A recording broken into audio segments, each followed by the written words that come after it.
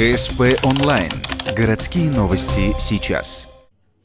С вокзала Ухты в Воркуту отправилась первая группа ухтинских спортсменов, участников Заполярных игр. Традиционные соревнования начнутся в самом северном городе Коми 26 октября. Первыми в программе выступят борцы греко-римского стиля. От Ухты в этом году сборная по этому виду насчитывает 25 человек, все возрастные и весовые категории. Наша команда города Ухты пытается всегда занимать первое место, но мы сейчас вот последний раз выступали, заняли третье место, уступили двум командам. В основном всегда спаррингуемся с командой Воркуты. Единственные у нас конкуренты. Возглавляет сборную Рамиль Рахмангулов.